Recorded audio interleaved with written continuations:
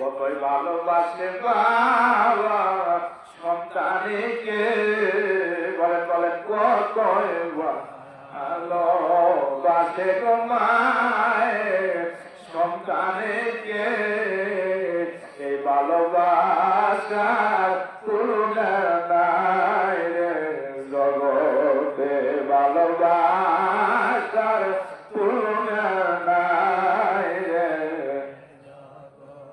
বাবা মা নিজে না খেয়ে খাওয়াই বাজান তোমারে, বাবা মা নিজে না খেয়ে খাওয়াইছিল তোমারে, আজকে বড় হইয়া মা বাবার গেছ বলিয়ে, বড় হইয়া মা বাবাকে গেছ বলিয়ে, মা কাঁদে বাবা কাঁদে শুয়ে কবরে, দরদের বেটারা করলা না দোয়া তোমরা মসজিদ মাদ্রাসা করি, আরে দরদের বেটারা করলা না তোমরা দান দক্ষিণা বাজার করিয়ে, শিশুকালে পালছিলাম তোরে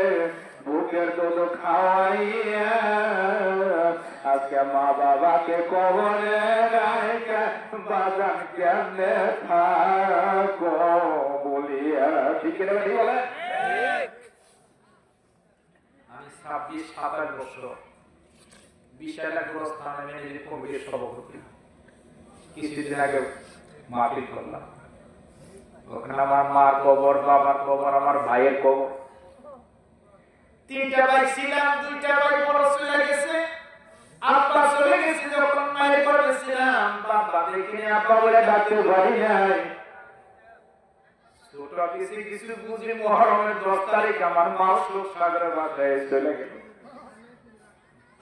আব্বার কবর কোনটা আমি জানি না, যেহেতু তখন আমি মায়ের পেটে ছিলাম, কিন্তু মায়ের কবরটা ওই গোরস্থানে একটা খেজুর গাছের পাশে আমার মায়ের কবর, মেয়েদের কমিটি নিয়ে মাঝে মাঝে মিটিং করে বাৎসরিক সভা করে, ওই মা বাবা আপন জনের জন্য দোয়া না করে মিটিং শুরু করে না রে বাবা, কিন্তু দুঃখ একটাই, ওই কবর পার দিয়ে রাস্তা আছে, কোন কোন সন্তান আছে, ওই মা বাবা কবর আছে, কিন্তু মোবাইলের গান বাজাইতে বাজাইতে কবর পাল দিয়ে যায়, কোন কোন সন্তান এমন আছে মা বাবাই কবর করে রয়েছে, মা বাবার কবর পাল দিয়ে বিড়ি সিগারেট টানতে টানতে যায়, আরে সন্তান তোর বলে যায় কি একবার দয়া লাগে না, এখানে আমার মা বাবা বইরা রয়েছে, কি করলাম জীবনে, কি ধরলাম আর কি ছাড়লাম, মনের কথা ঠিক দেবে, কি ধরলাম আর কি ছাড়লাম, আমার জন্য যে হাত তুলে একটু দোয়া করলাম, কি করে গেলাম,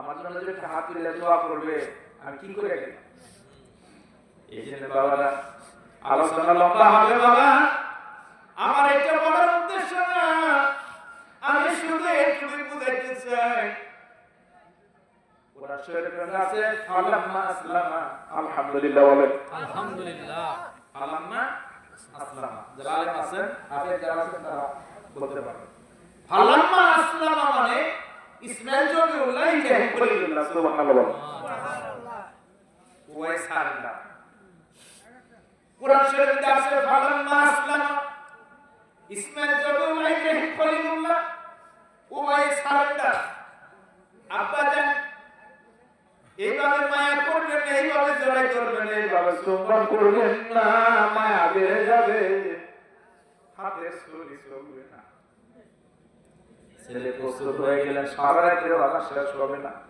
ছোট্ট করে দিলাম, সংক্ষিপ্ত করলাম, জাতির পিতা ইব্রাহিম আলাইহিস সালাম ছুরি হাতে নিয়ে আল্লাহু আকবার বলে ইসমাইলের গলায় ছুরি টান লাগাইল,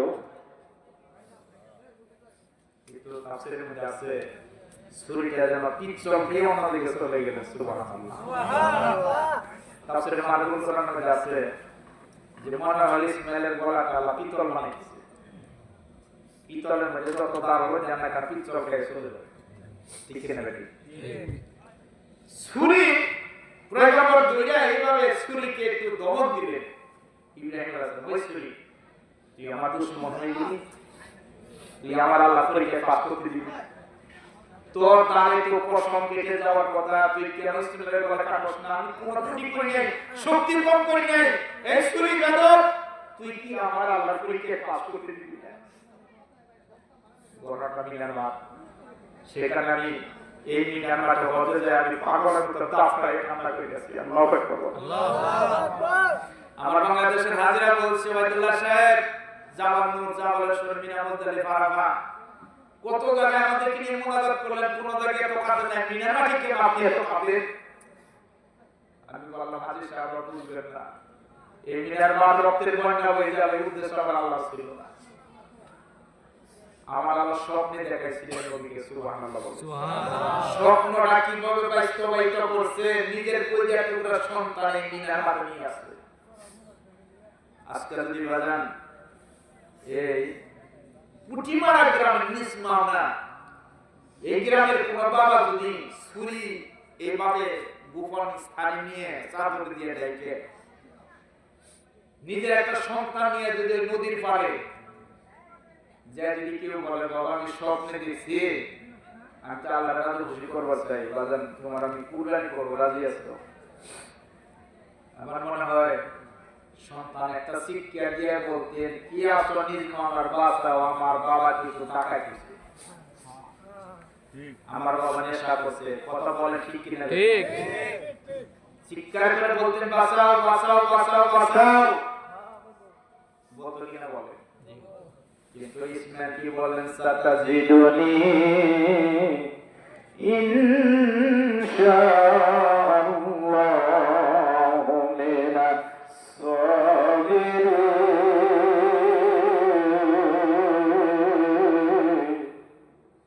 আবাদা আমি লড়বো না, আমি একটু লড়াচড়া করবো না, আমি কাউকে ডাকবো না, আমি চিৎকার করবো না, আমি হাসি মুখে আমি রাজি, আপনি আমাকে জবাব করবেন। আরে সন্তান, সুবহানাল্লাহ বলেন, সুবহানাল্লাহ।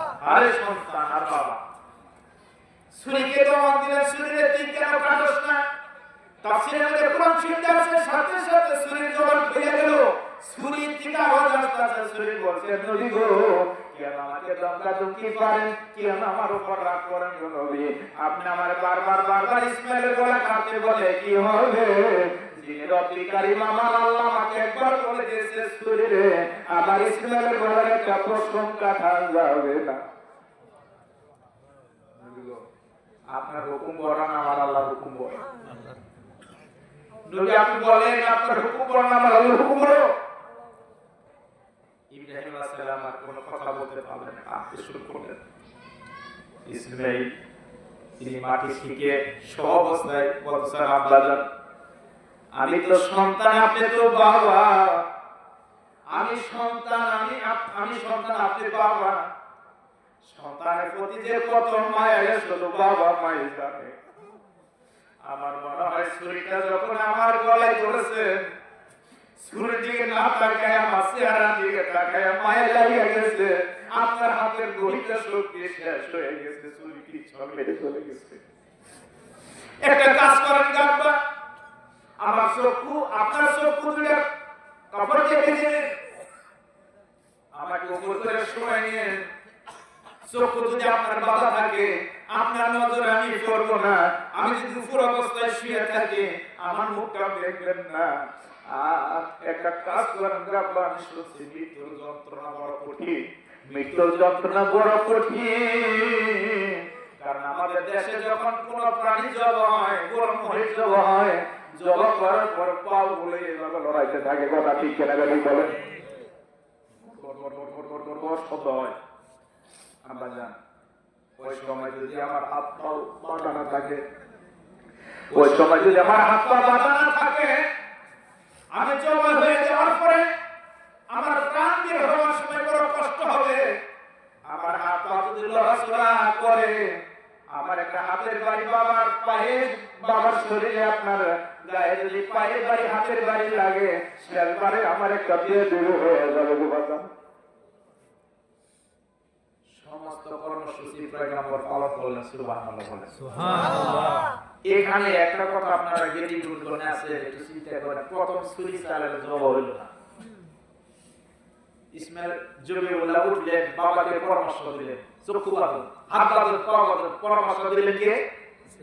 ছেলে, সন্তান বাবাকে। সুবহানাল্লাহ বলেন। সুবহানাল্লাহ। একটু বলে বলতে পারতো, আব্বা আপনি চেষ্টা কম করলেন না, আমি তো শুয়ে সুন্দর প্রস্তুত ছিলাম, হইল না। তাহলে আব্বা চলেন বাড়ি চলে যাই, আমার মায়ের কাছে পৌঁছে যাই, চলেন বাড়ি চলে যাই। কথা বলে বলতে পারতো কিনা বলেন? জি পারতো। কিন্তু সন্তান বলেন, আব্বা দুনিয়ার জমিনে হাজার হাজার ইসমাইল আছে, আব্বা কাউকে আল্লাহ পছন্দ করে না, আল্লাহ আমাকে পছন্দ করছে গো। আমার মাবুদ আমাকে পছন্দ করছে গো। আব্বা জান তাড়াতাড়ি আমার আল্লাহর রাস্তা দিয়েছেন, যত তাড়াতাড়ি ওই জগতে যাব তত তাড়াতাড়ি মালিককে পাবো। এই দুনিয়া তো মাত্র কয়েকদিনের দুনিয়া, কথা ঠিক নেবে, ঠিক বলে। আজ আছি কাল থাকবো না, একদিন পরপারে যাইতে হবে। কবে বলছেন দুনিয়ায় মুসাফির খানা, তোমার আসল ঠিকানা কুয়া গেরানা, কুয়ে দিতে রাওয়ানা, কুল্লু নাফসিন যায়কাতুল মাউত। সকাল কিংবা সন্ধ্যায় কিংবা রাতে মৃত্যুর পেয়ালা থাকতে হবে, কখনোই থাকা যাবে না। আব্বা জান আপনি চক্ষু দুটো বেঁধে নেন, আমার হাত পা বেঁধে নেন, তাড়াতাড়ি আপনি বাস্তবায়িত করুন। পয়গম্বর তাই করলেন। আমার বাবারা পয়গম্বর আবার ছুরি হাতে নিলেন, দেখেন স্বপ্নের মাধ্যমে আল্লাহ জানালেন, স্বপ্নটারে কত গুরুত্ব দিলেন। আল্লাহু আকবার বলেন। স্বপ্নটারে কত গুরুত্ব দিলেন। পয়গম্বর আবার ছুরি হাতে নিলেন, চক্ষু তখন বাঁধা। আমার বাবারা যখন কি করলেন, এই অবস্থাটা পৃথিবীর কেউ না দেখলে একজন দেখতেছে, ঠিক আল্লাহ। কেউ না, বাবা বেটা। আর বারবার ধোঁকা দিতেছিলেন শয়তান, এত লম্বা বস্তু করার জন্য বারবার চেষ্টা করছিলেন শয়তান, কিন্তু পার নাই। সুবহানাল্লাহ বলেন। যে শয়তান আপনার সাথে আমার সাথে পারে, কথা ঠিক কিনা? শয়তান আদম হইলে বলে মসজিদে যাইস না, টিভির মসজিদে যা, ঠিক কিনা? ঠিক। আদম হইলে কয় তুই এর মধ্যে যা, ওই যে কি তোর ফেসবুকের মধ্যে যা। আদম হইলে কয় তুই ইউটিউবে যা। আদম হইলে কয় টিভির মধ্যে মজার গল্প কর। আদম হইলে কয় চালিশটা বসে মজার গল্প কর, ওখানে তত ওখানে ওখানে মুসিবত একটা যায়, একটু জ্বালাই জ্বালাই করে করবে, কথা ঠিক কিনা? ঠিক। এক কদম যদি আপনি ভালো কাজে যাওয়ার চেষ্টা করি, 10 কদম যায় খারাপ দিকে।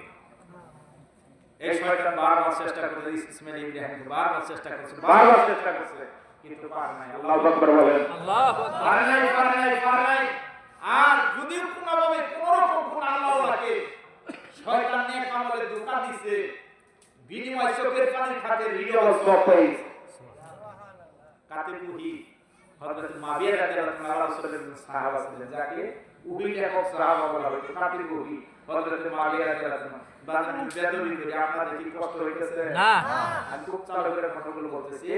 এই হযরত মাবিয়া রাদিয়াল্লাহু তাআলা উনি নিয়মিত প্রত্যেকদিন তাহাজ্জুদ করতেন, সুবহানাল্লাহ বলেন। সুবহানাল্লাহ। কিন্তু একদিন চৈতন্য হইয়া বলতেছে, একটু পরে উঠি। এই যে একটু পরে উঠি বললেন, একেবারে এমন ঘুম আছে, কিছুক্ষণ পরে আওয়াজ আসছে, আসসালাতু খায়রুম মিনান নাওম। কত কি ওঠো মুমিন মুসলমান, ঘুম হইতে নামাজ ভালো। বলেন ওঠো, একটু শ্রম করে দেন। ওঠো মুমিন, বলেন ওঠো মুমিন মুসলমান, ঘুম হইতে নামাজ ভালো। কবি কত সুন্দর করে বলছেন, এটা আমার সাথে সাথে বলেন। ঘুম তার না জান শুনে যারা ঘুমায় বিছানায়, তাদের জন্য কাঁদেন নবী মদিনায়, তাদের জন্য কাঁদেন নবী। আবার বলেন আজান শুনে যারা ঘুমায় বিছানায়, তাদের জন্য কাঁদেন নবী মদিনায়, আরে তাদের জন্য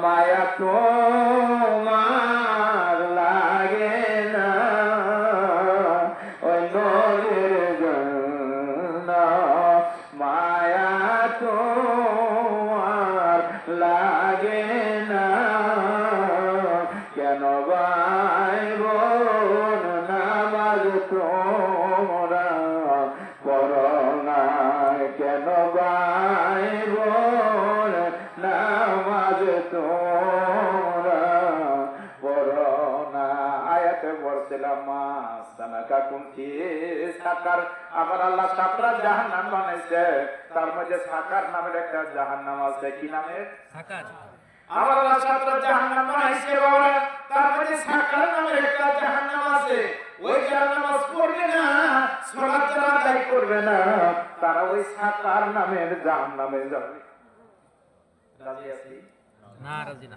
সাকার নামের জাহান্নামে কে যেতে রাজি আছি না এবার জানতো ওই যে কাতিলি হযরত মাবিয়া রাদিয়াল্লাহু তাআলা কানে আছে আসসালাতু খায়রুম মিনান নাও একেবারে ঘুমে থেকে লাফ মেরে উঠছে ওযু করছে ফজর নামাজ জামাত আদায় করছে সারা দিন কান্না করছে একটু পরে বলে কান্না করছে একটু পরে বলে কান্না করছে নফল আমলের মধ্যে তাহাজ্জুদের নামাজ আমার গুরুত্বপূর্ণ আমল শিখাই দিল বহুদিন হয় আর তাহাজ্জুদ বাদ যায় না এটা আবার কি হইল চৈত্র হয়ে আবার কেন বললাম একটু বলুন আমাদের দেশে হাজার হাজার মুসল্লি আজান শুনে যদি বলে একটু পরে উঠে গেলে গেল বলো ঠিক কিনা ভাই বলে ঠিক শুধু যদি খালি বললো যে একটু পরে উঠে গেলে গেল ঠিক কিনা বাবা ঠিক তাহলে কাতি মুখে হযরত মাবিয়া তুমি বললেন যে আমি চৈত্র হইলাম তাহাজ্জুদ করব কেন বললাম একটু বলুন সারা দিন কাছে একটু পরে পরে কান্না করছে আসেন বাল্লাহ না পরের দিন শেষ রাতে আবার কে যাবে সেটাকে মাবিয়া গো হাদিস শুনেছি আপনাদেরকে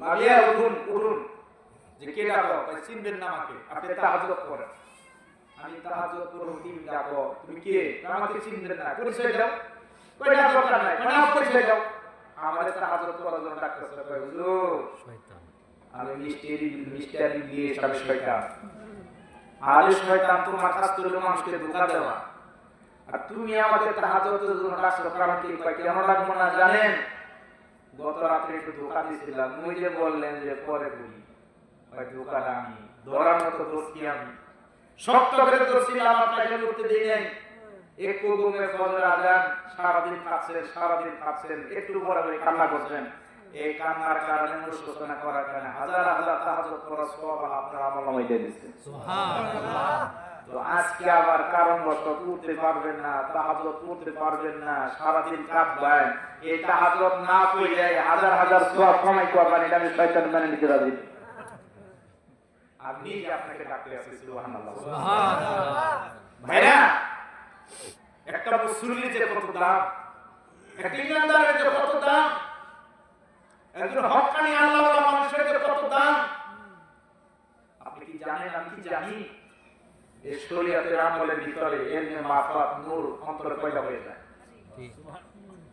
শরীয়ত ছাড়া কোনোদিন আপনার মারফত হবে না কষ্ট হইতেছে না শরীয়ত ছাড়া কোনোদিন বাজান মারফত হবে না আমার শাইখ ও মুর্শিদ বাংলাদেশের অন্যতম শাইখুল হাদিস বারবার একটা কথা আমাদের বুঝাইতেন বাবারা শরীয়ত মারফতের সঙ্গে যার সম্পর্ক নাই তারা কোনোদিন আল্লাহর ওলি হইতে পারে না